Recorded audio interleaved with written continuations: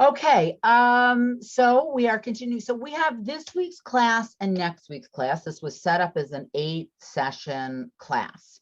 I was thinking about Hartman has so much curriculum in this Foundations of Jewish Education. So I was hoping to keep going in like maybe do 8 weeks in January, February, or February, March. So they have more on ethics.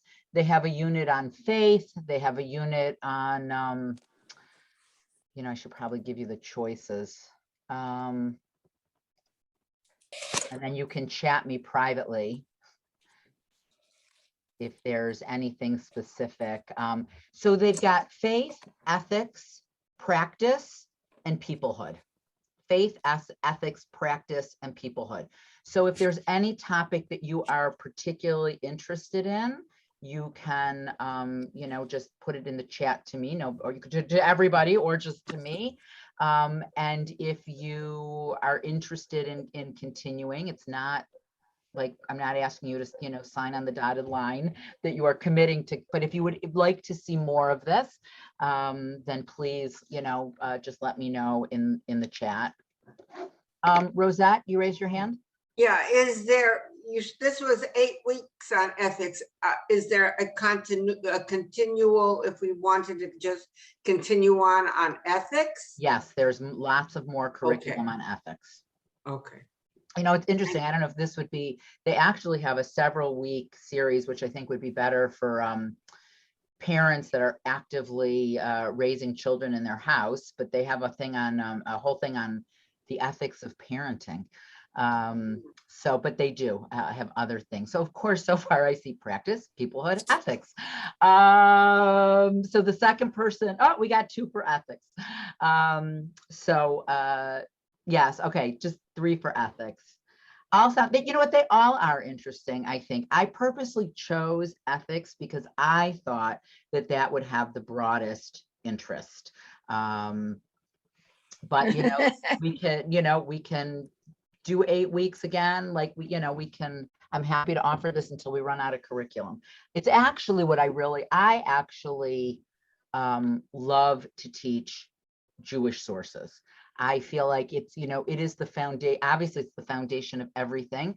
And the sources, if you've noticed, that the sources that Hartman chooses in this curriculum are either biblical sources or rabbinic sources, rabbinic meaning Mishnah, Talmud, and Midrash, which are about 2,000 years old. There are modern Jewish philosophers that have written about Jewish ethics. There are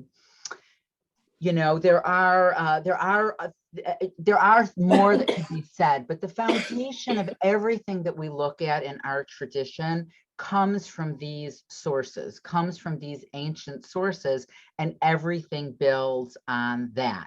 So for me, it's actually my favorite thing to teach, to look at sort of, I remember, something that was sort of, well, I think it's still, even with COVID, very common in Israel. I mean, almost everybody does it, that after you finish your service in the army, you travel for a year. You find young Israelis, it's been limited somewhat by COVID, but not totally. Any place that I've ever traveled, no matter how far off the beaten track, there are tons of Israelis and tons of young Israelis. And the first place, and the place that was the very, very popular for many, many, many years, was India. That was the place that everybody went. They went to India. And many young Israelis that traveled to India became very enamored of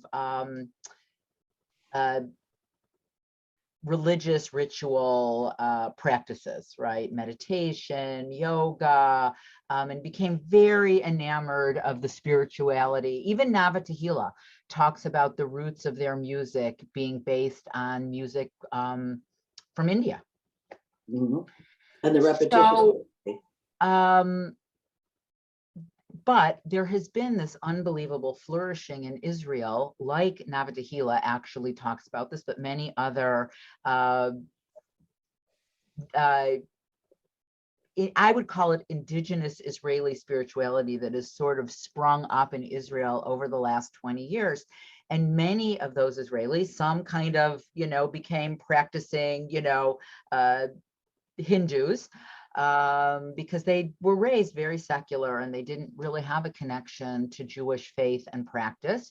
But many Israelis, young Israelis, started coming back and saying, we were so moved and impressed by these ancient practices in India and their traditions. And it made us start to think about, we're also from an ancient people, and we also have ancient traditions, and we don't know anything about them. And maybe we should start looking at our own traditions. And they started doing this, like sort of blending and bringing the spirituality from India and infusing it into Jewish practice. And so if you are familiar at all with the music of Nava Tehillah, which we use a lot in our service, this idea that you take a few words and a tune and you repeat it like a mantra, right? Over and over and over until everybody's singing. So it's taking what they learned from that and enhancing Judaism with it. So I love looking at these ancient sources because this is really the bedrock of our faith. And as I said, we don't always agree with them, or sometimes they have to be reinterpreted in a more modern setting. But I think understanding where these things come from. So this morning, we are really going to be, wait, hold on, let me just make sure I have, as soon as I changed my screen there, I lost it. Okay, so hang on one second.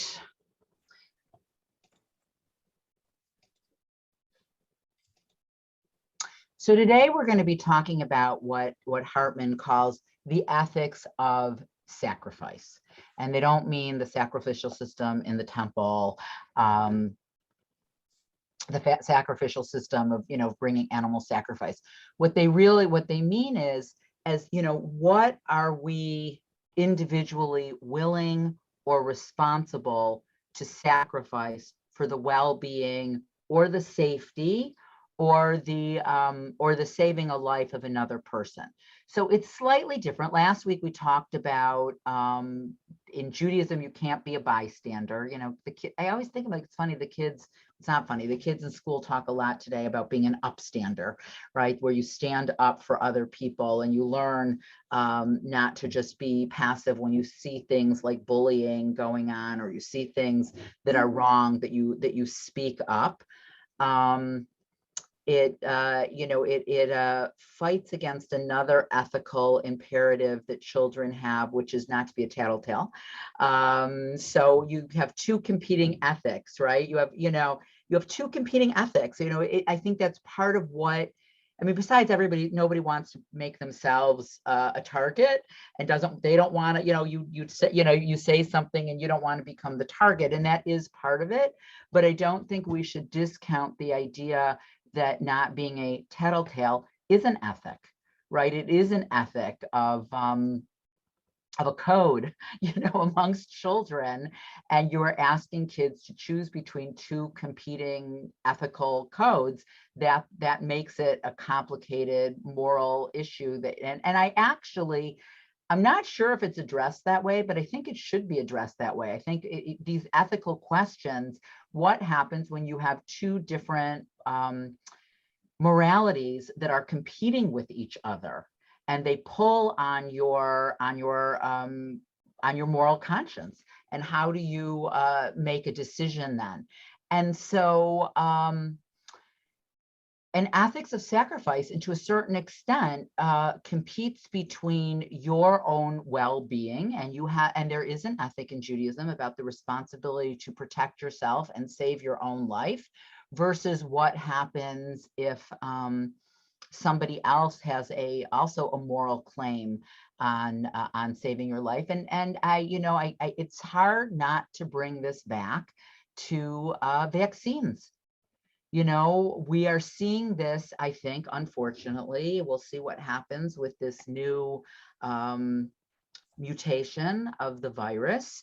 the ethical, and I do think that there's an ethical imperative, and that one can make the ethical imperative that that Biden or the Biden administration owes it to the American people to provide us with vaccine, to provide us with boosters, to provide us with vaccinating children before we ship all of these vaccines overseas. That is a moral imperative. At the same time, there's a moral imperative to make sure that the rest of the world is vaccinated. And actually, we are also seeing that there's a pragmatic reason to make sure that the rest of the world is vaccinated, because we will never be really truly safe from these mutations until everybody's vaccinated. So you have a lot of things that pull at you at one time about making decisions about how things are, distributed. And of course, the idea that the other complicated factor for any of us that were raised being told, clean your plate, there are children starving in Africa. And it's like, yeah, but this dinner isn't going to Africa. So too, the vaccines that are already in this country, like if you choose, and I'm not going to get a booster because it's not fair. The booster that you're giving up is not being shipped anywhere else. And as a matter of fact, it eventually might end up getting thrown in the garbage. So these are very real, in a global world, these are very, very real questions about the ethics of sacrifice.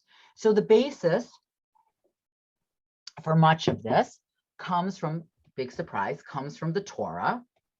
And one of the verses, and there are other verses, but one of the verses, it's funny because I talked about like tattletale, right? Like this just is a coincidence, or maybe I glanced at it and that's why I came up with that example. I don't know. You shall not go as a talebearer among your people. So this isn't really being a tattletale, but there is a strong ethical teaching in Judaism about not to gossip and not to be a gossip, which we're not talking about today, but that's how the verse starts.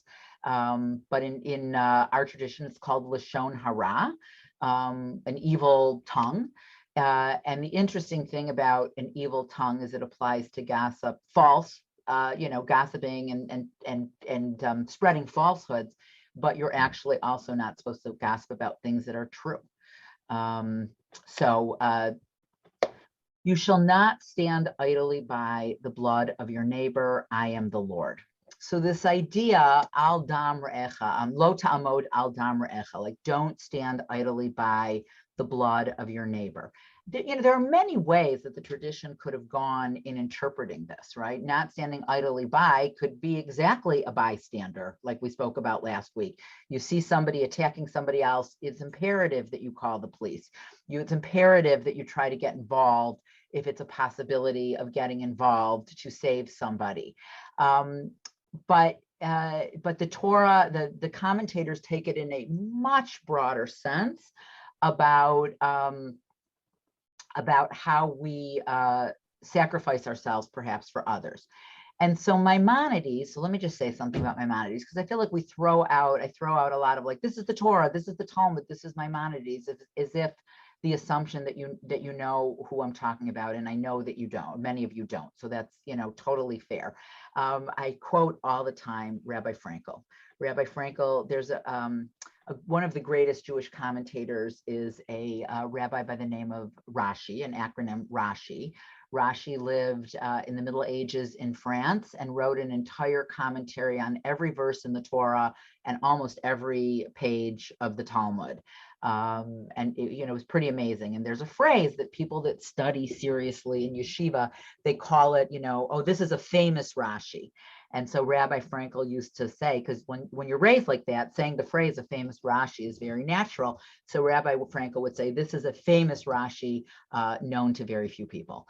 So, it's sort of in groupie if you're in this world. And if you're not in this world, you've never heard of it in your life.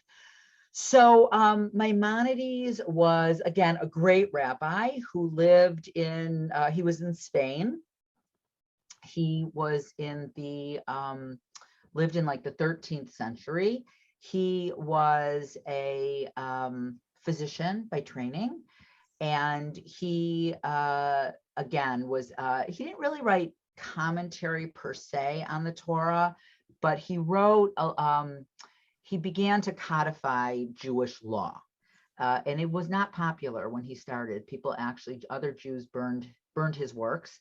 Dara Horn, an author, just wrote a book called People Love Dead Jews about anti-Semitism. And she talks in the book about Hanukkah anti-Semitism and Purim anti-Semitism. So she said Purim anti-Semitism is, classic anti-Semitism as we think about it. Haman hates the Jews. He wants to kill them. That's classic anti-Semitism. But she said Hanukkah anti-Semitism is Jew versus Jew, which is really the story of Hanukkah. The Jews that became Hellenized and acculturated to Greek culture versus the Maccabees, who were much more fundamentalist. None of us would have probably particularly liked them. They were fundamentalists, and so it was Jews versus Jews. So Maimonides, another example, considered today one of the greatest rabbis in history. And in his time, the fact that he thought that he could be a decider on the Talmud and say Jewish law is this, people didn't care for that. So in his book, Mishneh Torah, again, a bold statement. He calls his book The Teachings of the Torah. He was very self-confident, let's just say. His first name was Moshe. And he writes in his book, from Moshe to Moshe, there is none like Moshe. So boldly compares himself to Moshe Rabbeinu, Moshe from the Torah. So in any case, but his Mishneh Torah, which was the first really code of Jewish law that was sort of a how-to manual of how you practice Jewish law, actually radically changed the way people wrote about Jewish law. And he was really a foundational sea change in the way that people study Jewish law.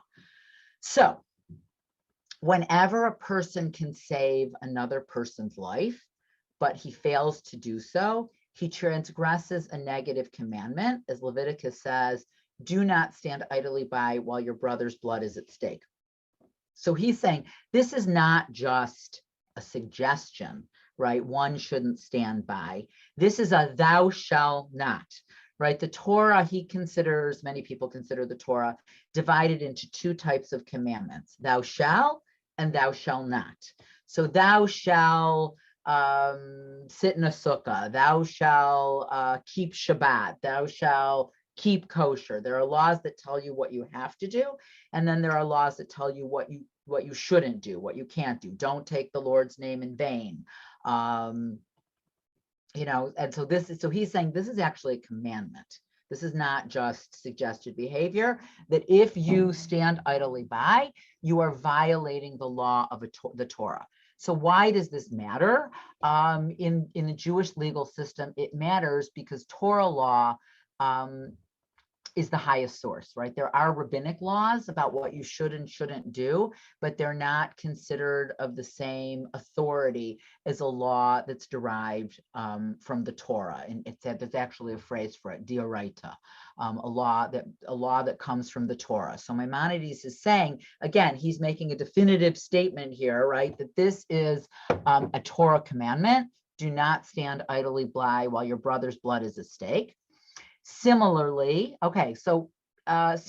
this commandment applies when a person sees a colleague drowning at sea or being attacked by robbers or a wild animal, and he can save himself or can hire others to save him. He transgresses the commandment, do not stand idly by while your brother's blood is at stake. So let's just stop there for a minute. So if you see somebody drowning, being attacked, being robbed, you can't just stand by, right? You have to do something. So this is going to lead us to an obvious question, which is, Rosette? How will that affect your own life? If you can't swim too well, how do you go save someone who is drowning? Right. So it's it leads to an obvious question. Okay, so let's say, and the example that we used about being a bystander is, you have your cell phone on you, you see something going on, You got to pick up your phone and call and report it. You can't just go like, I'm just pretend like I didn't see this and just walk away. So that's kind of easy, right? That's kind of in theory, an easy one, right? That you know, you're not really risking much of anything to call the police. Though, what was her name? Kitty Genovese in New York City, who was being murdered and people heard her screams and nobody called the police. Like, you think that it's an easy thing to do. In theory, it's an easy thing to do. And yet there are, we have examples of that. I know that really dates me. Anybody, probably almost everybody remembers or heard about this case. If I taught this in, SJS, nobody would know what I was talking about. But the question is, how much do you put yourself at risk? How much does Judaism expect you to put yourself at risk if you can't swim that well? If there's no flotation device, they talk about that when someone's drowning, right? We know that, like, you're not supposed to try to grab somebody that's drowning if if there's any other way to do it, because they could pull you down and you both drown. Flo? You just said something about SJS, they wouldn't know. However, there are many books, children's books being written today about bullying, right, and being an upstander and what you should do. And if it is too much for you and whatever, call a teacher or adult, right, but right, be an upstander. Right. They right. do know, Right. No, I meant they wouldn't know Kitty Genovese. No, right. They wouldn't and there know was somebody, that, there was the some typical, other situation in right, Philadelphia just recently, the same horrible. right.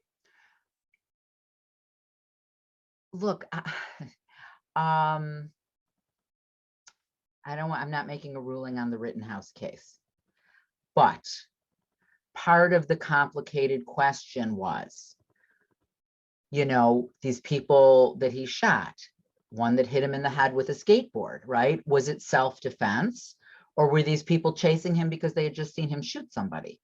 And how do you determine, though I was in conversation with a young person about this, who said to me, well, Kyle Rittenhouse just killed two people because they had different political views than him.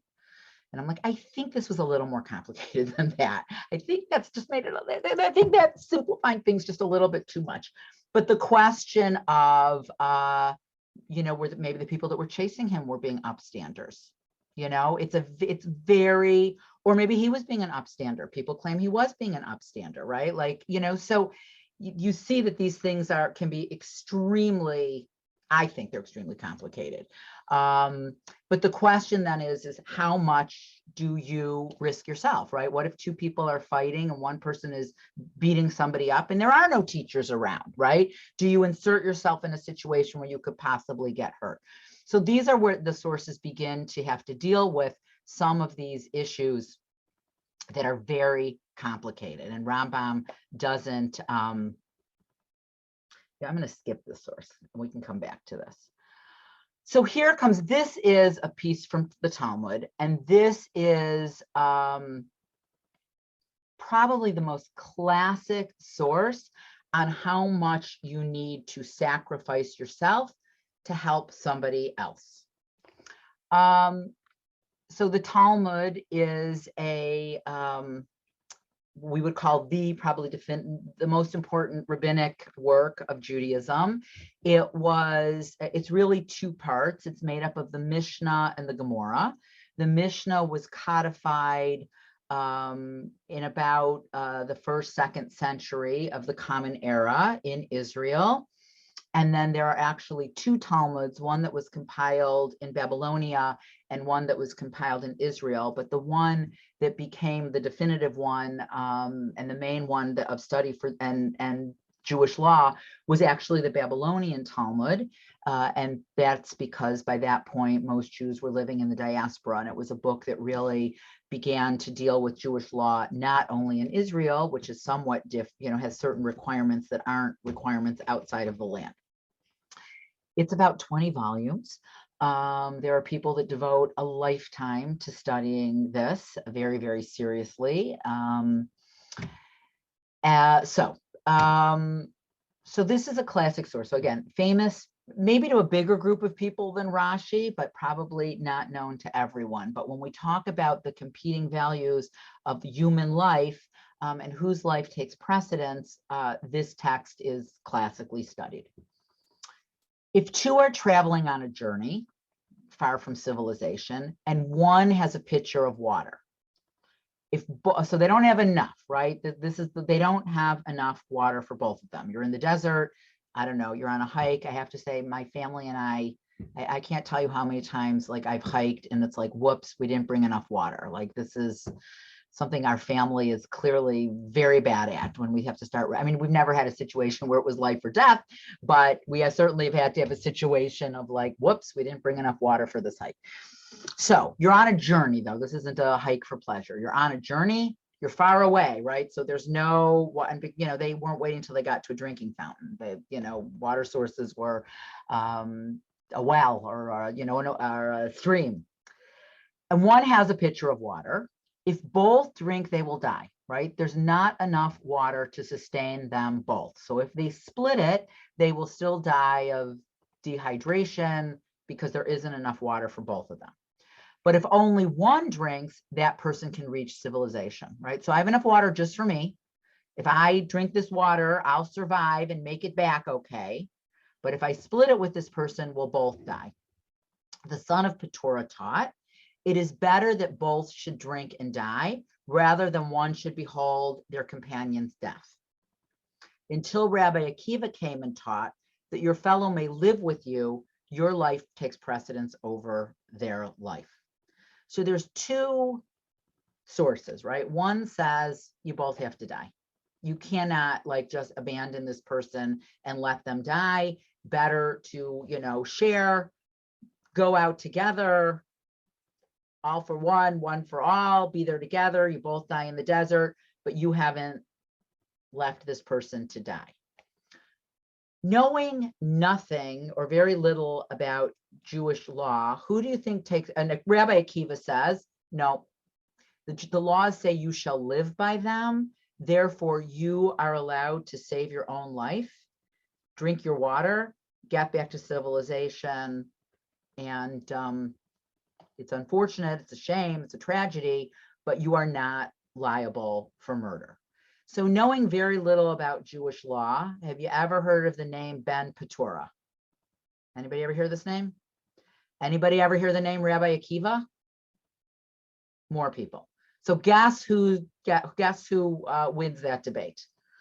Rabbi Akiva, right? Who's one of the greatest rabbis, which is why you've heard of him. Ben Petora is not even a rabbi, right? He doesn't even have a, you know, he's just a student, somebody who comments on this. So what do you think? What do you think about this? Marcia?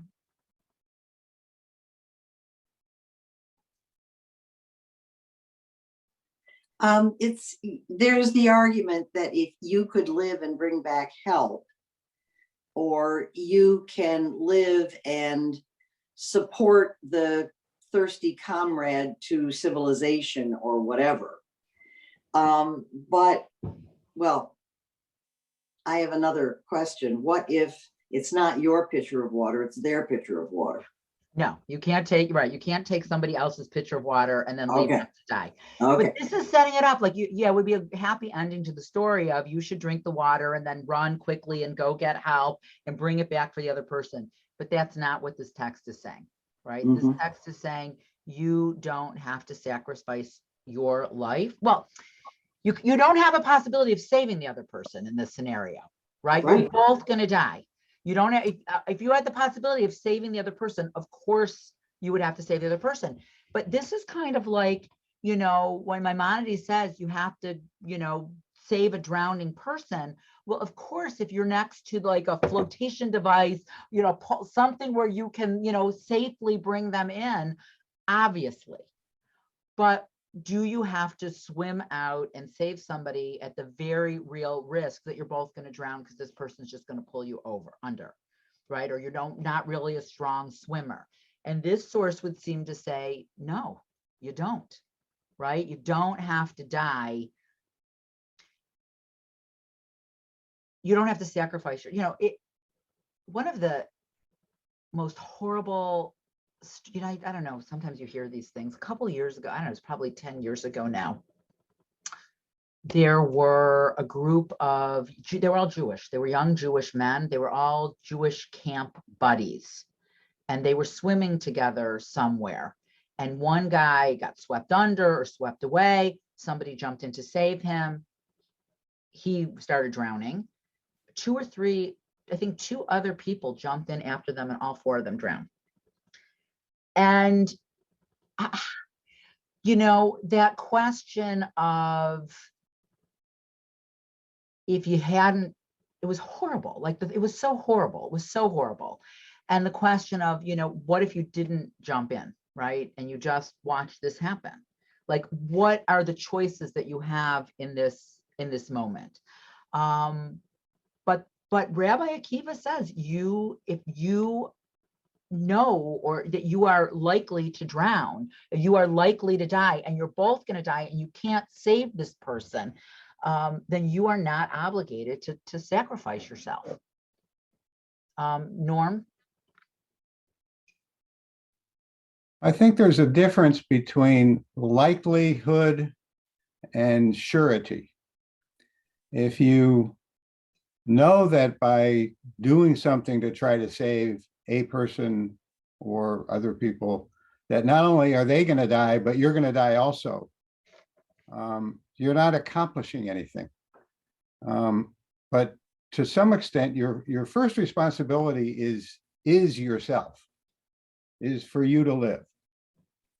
You can risk your life if you know that by trying to save the drowning person, or you look at military situations, people go in to save their comrades. They're not sure they're going to die, but they believe that they can save these other people, and they don't necessarily think about themselves. They know their life is at risk, but it's at risk. It's not going in knowing you're going to die and they're going to die as well. Now, if you think you can save those people, even though you may die and they'll survive, well, then maybe that's something else. But if you're sure that you're going to die in the process, it's not necessarily the same decision, right, as saving that person and putting your life at risk. You know, one of the debates in the Israeli army, because obviously if you're a soldier, you have to go in and try to save the life of other soldiers. But there was a situation where the other soldiers were dead. And then the question is, do you send in living soldiers at risk to their life to bring the bodies home to their families? So these things play out in all kinds of ways, right? In all kinds of ways. So I think what Norm is saying is important, that this Talmudic piece, and we're going to look at one more piece, but this Talmudic piece is saying, if you know that you both can't survive, you have the obligation to save yourself. But if there's a sense that you can save somebody else, then you can't stand idly by, right? You are violating a negative commandment. If there's the sense that you can help, or you can save, you can prevent something bad from happening. Sharon? We can't hear you, Sharon, even though you're not on mute, or we can't see that you're on mute.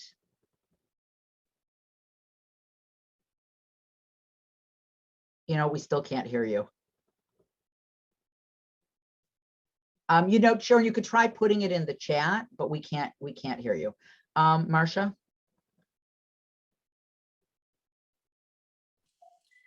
I may be jumping ahead or in the wrong direction, but what occurs to me so strongly is that the Christian tradition, the highest form of existence, the meaning of your life, is sacrifice. Because supposedly, self-sacrifice, supposedly, you know, if indeed God let his son sacrifice himself, and we should all emulate that, and the whole deification of martyrs and martyrdom, it is so different. And I don't know if it was, you know, try to figure out why things took different paths, but was it an attempt to be different from the rigorous fundamentalist Judaism? What? Yeah, that's How a did it go so fascinating differently? question, because the fundamental basis of Christianity is Yeah. that Jesus sacrificed himself to And we're all save supposed to humanity. emulate that. And we're supposed to emulate that. And Jews do have examples of martyrdom, like Masada and Right. during the Crusades, right, where people would kill themselves. There are, well, we're going to see something in a minute about when you are obligated to let yourself die or be killed rather than act in a certain way. But there's only really 3 times in Judaism that when you, and we'll see the source, you can't murder somebody else to save your life. You can't rape somebody else to save your life. And you're not supposed to worship idols. Like you're supposed to die before worshiping idols. But other than that, and it's an interesting, like in our history, we have various examples, because during the Crusades, many of the Ashkenazi communities killed and martyred themselves before being forced to convert to Christianity. But we have the other example of the Spanish Jewish community that just went underground, right? They converted publicly and then privately, secretly continued to practice Judaism. It's funny because we all go visit Masada, right? We all go visit Masada when we visit Israel, but there's a lot of questions in rabbinic Judaism about whether these people should be held up as people that we would want to emulate. And as I said, you know, because Judaism has been around a long time, we see lots of different strands of how things play out, though there are lots of common themes amongst the generations. And so you have, like, you know, but this idea of the Spanish Jewish community that, you know, goes underground but continues, versus a community that kills not only themselves but their children. But it is very rare in Judaism. There are really very few examples of that. Oh, so that Sharon asked the question, you know, okay, what if you only have responsibility to yourself versus responsibility to, like, get back safely, you know, because you have a family and you have other people that rely on you. I'm not sure that that plays in so much of effect when you're like when you see a crime being committed, or you see an ability to jump in and try to help somebody or save somebody. But, you know, these things do, like, you know, it's different to jump in perhaps if 2 people are fighting. It's something different to jump in if somebody has a gun. Like, these things actually could play out in real life, in the life that we lead, about, you know, when you get involved, when you don't get involved, when you know you're in over your head and you have to get help. You know, these are not like sort of these ethical questions that were buried in the past that have no, you know, no bearing anymore on you know, on real life. They all have bearing on real life, because there are these choices of you'd make. You know, they talked a lot about in the beginning of the Trump administration, where it was people were being, like, women that were wearing a hijab were being harassed on the, you know, like on the subway. Though frankly, there's an issue with Jews that are identifiably Jewish also getting harassed. Like, you know, encouraging people to, you know, step up, move over, sit next to her, you know, to be able to step up. But it's scary, right? Because you don't know, in the world that we live in today, whether people are armed or whatever. So these are really real sources. But let's look at one more source, because again, this is also a very classic source. So when you are watching something happening, you are not supposed to stand idly by. You are supposed to jump in and help. But you are allowed to weigh out, when you are jumping in to help, you are allowed to weigh out, am I going to die if I do this? And if I think there's a likelihood that I could die if I do this, then I do have an obligation to myself to save my own life. So there's a big gray area here between, you know, Maimonides saying you're violating a negative commandment if you just stand idly by, versus, okay, how far do I have to go? But here's the great exception, or not an exception, but here's the big caveat to it all. How do we know that one must suffer death rather than commit an act of murder? It's common sense. As one who came before Rava, one of the great rabbis, and said to him, the governor of my town has ordered me, go and kill so-and-so. If not, I will kill you. He answered him, let him rather kill you than you commit murder. Who knows that your blood is redder? Perhaps his blood is redder, right? This is the phrase here, his blood is redder, whose blood is redder, actually comes from this Talmudic source. So you cannot, if you are ordered, I will kill, if you don't kill this person, I will kill you, you have to let yourself be killed. You cannot, in Jewish law, you cannot kill somebody else to save your own life. That is a violation of Jewish law. You are allowed to save your life if the idea is that helping someone, you may get killed, but you are not allowed to actively kill somebody or rape them to, that's just in a different source, to protect your own life.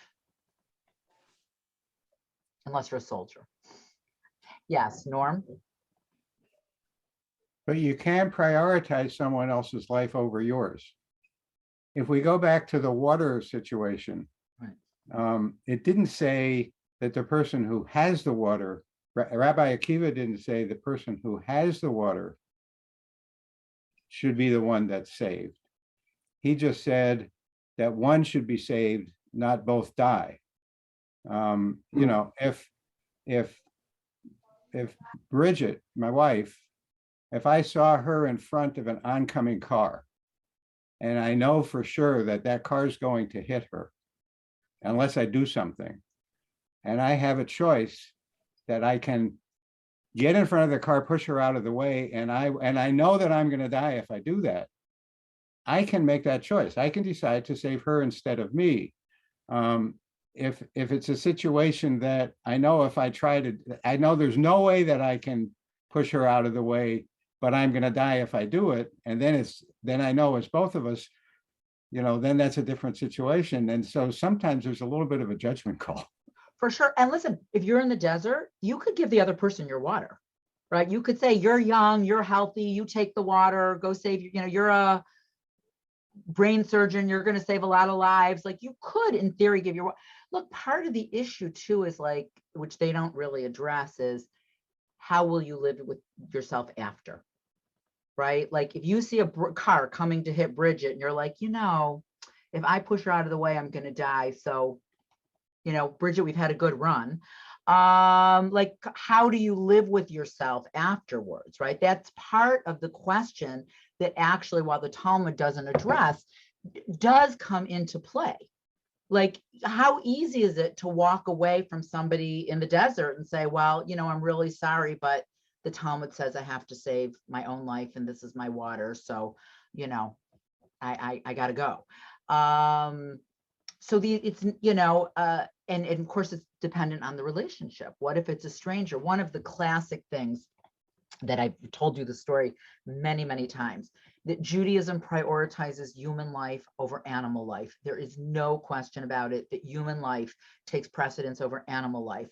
But if you ask a kid, you see somebody drowning, they are a stranger.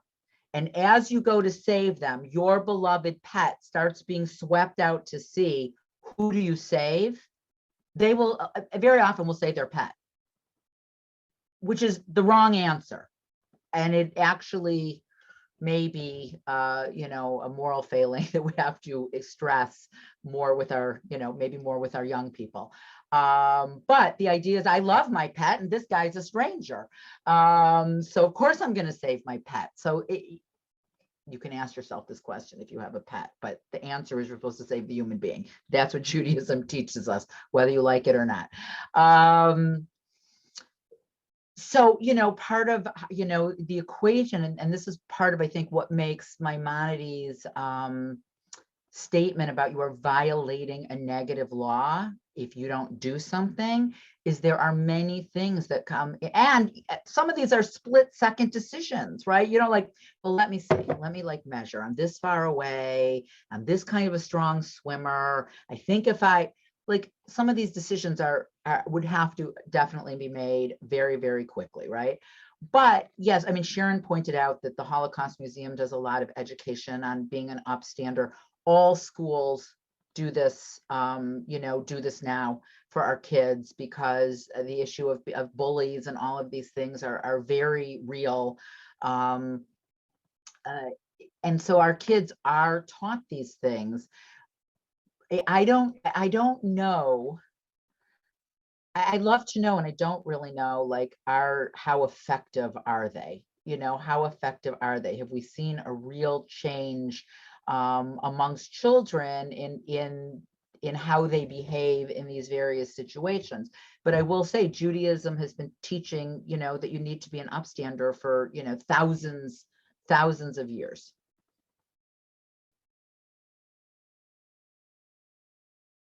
Anybody else have anything they want to say? Yes, Lois. We're making the comment that Rabbi Akiva has made these statements, and when you say that, how would you live with yourself?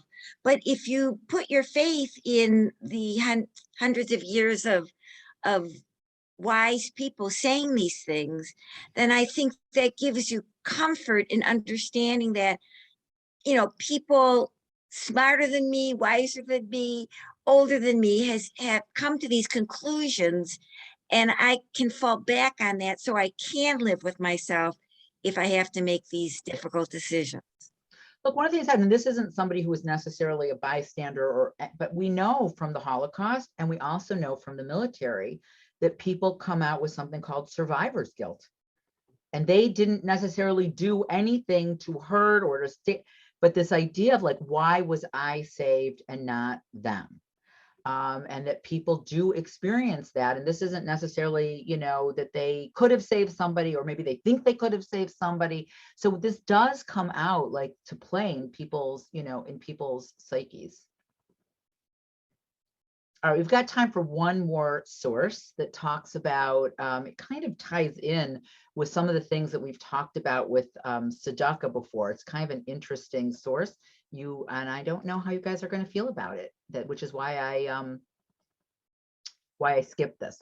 So because I don't actually know why they included this source here, frankly. I think it could have easily been included in sources when we were talking about what we owe other people regards to tzedakah, but it does have to do with human life. So this might be why they wanted to include it.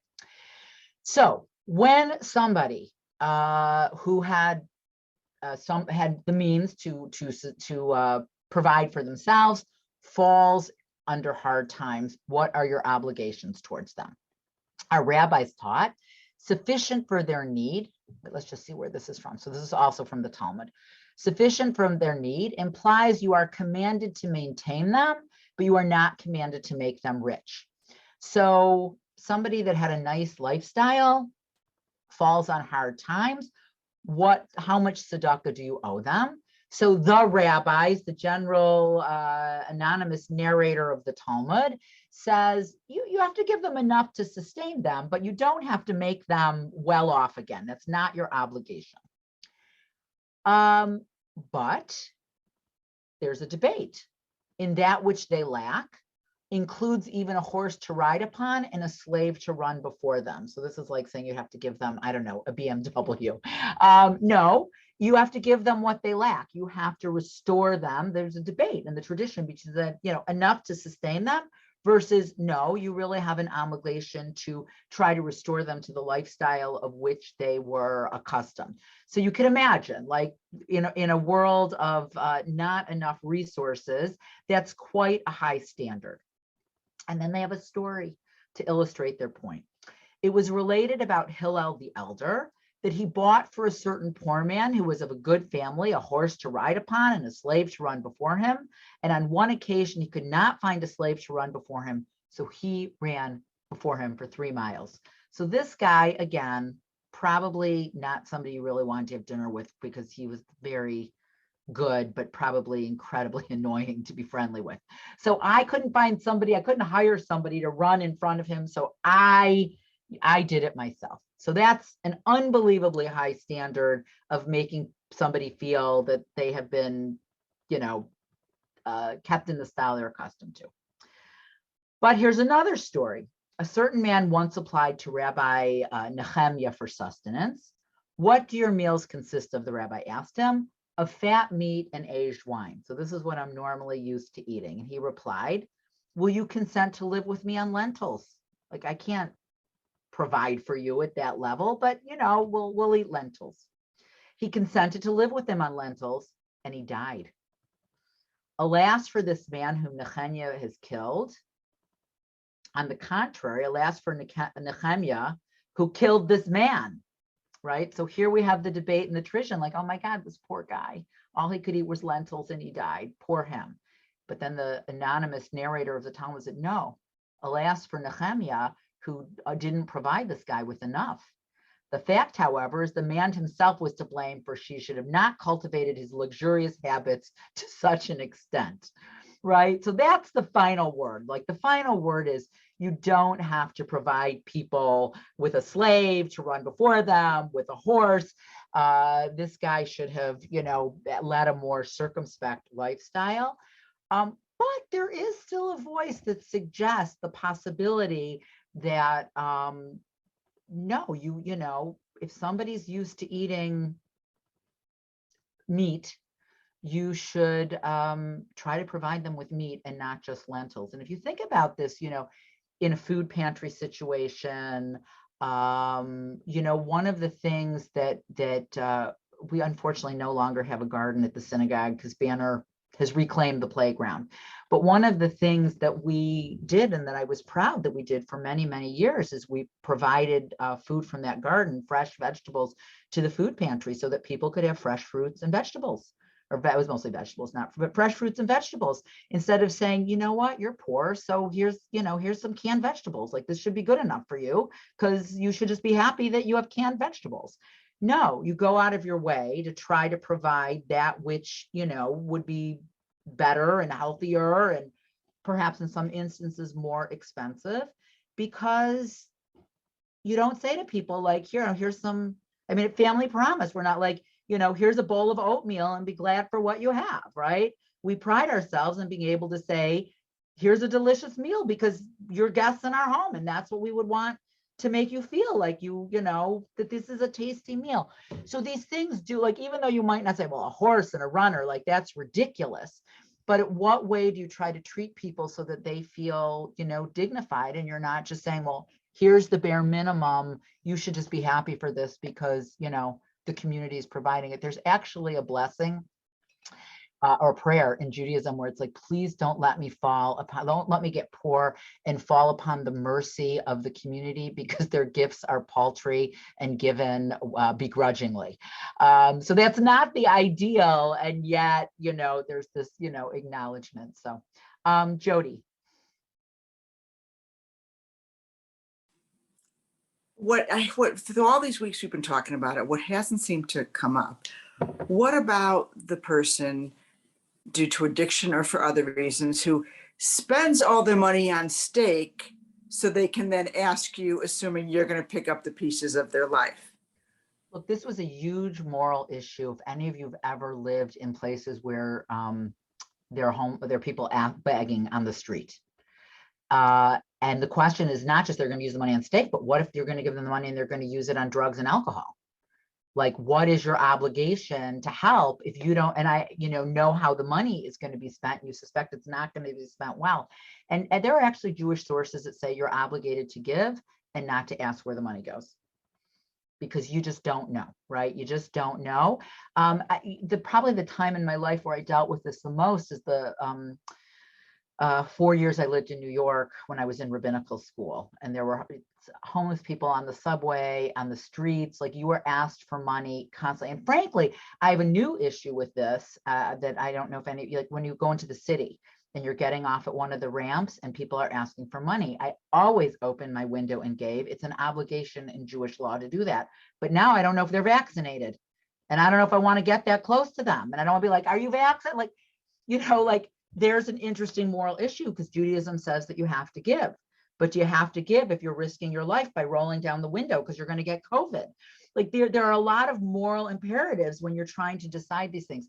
But Judaism says you're supposed to give.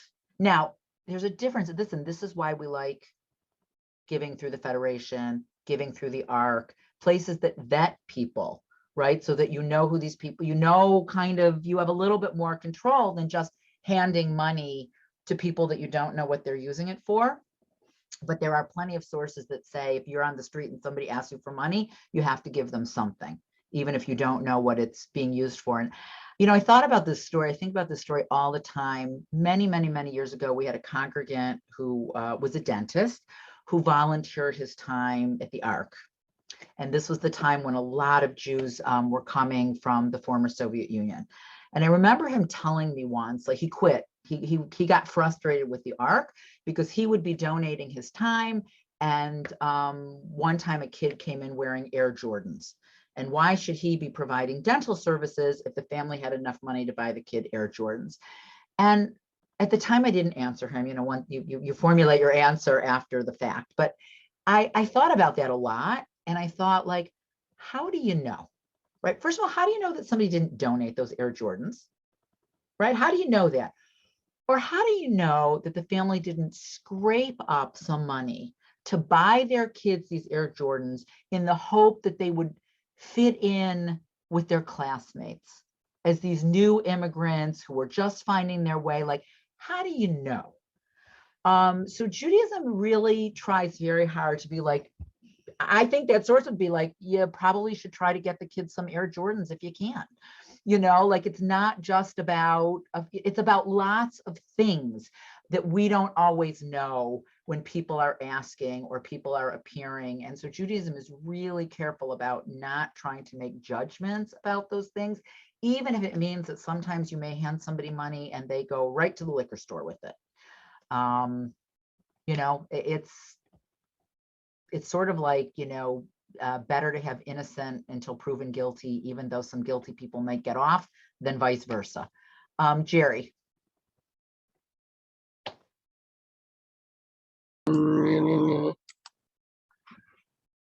So I've been the beneficiary of Larry Leif's Talmud class for many years, and this issue has come up.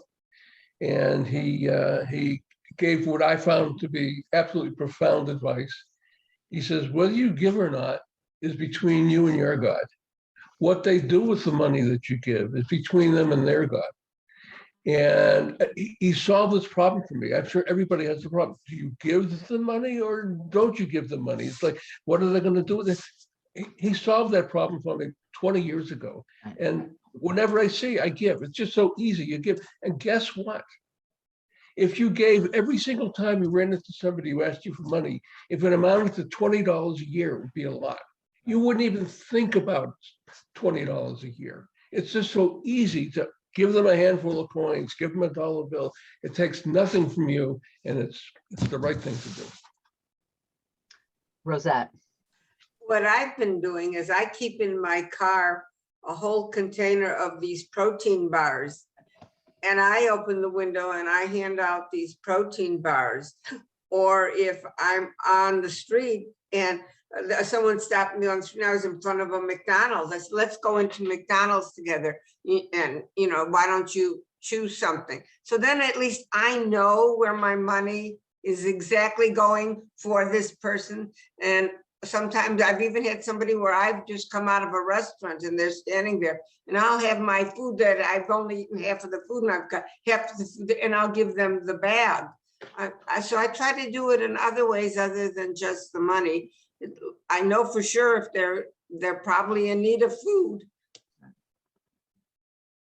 That's what I've been doing. Norm. You used the word dignified. And I think we learned that there was, I don't remember now where it was. It's many years ago. There was a place on the South Side that we used to regularly, and I was part of a group, and different groups got together, and we would, once a week, we would go down there and we would provide meals for these people. And one of the things that we were specifically told was what kinds of foods to bring not, excuse me, what kind of foods not to bring. You don't bring peanut butter and jelly. Peanut butter and jelly is not a meal to a normal person. And it demeans the person if you think that you're eating normal food and you're going to give them something like that. So you want to give them something that gives them the same dignity that you have. And some of this reminds me of an old joke. There was the wealthy Jewish man in his big house, and there was a beggar at his gate that every time he went out, the beggar would be there and he'd always give him 25 shekels. And so one time he went out and he gave him 10 shekels. And the beggar said, 10 shekels? You always give me 25 shekels. And the man said, you know, it's been a bad year. And so the beggar said, because you had a bad year, I have to have a bad year. Right. And, you know, there's something to that. Right. It's, I mean, that's part of what that, the last source we had was you should sort of give people to what they're used to. All right, so it looks like ethics won, even though people are interested in other things. And as I said, this can keep going forever. Like we can do this, like we're not, you know, like this is what we'll do next. And if people like it, we'll just keep going. So, but we do have class next week, then we'll break for December and we'll get a new schedule out for some point in January. And anyways, everyone enjoy the rest of Hanukkah. And go to the website and donate for our Afghan family.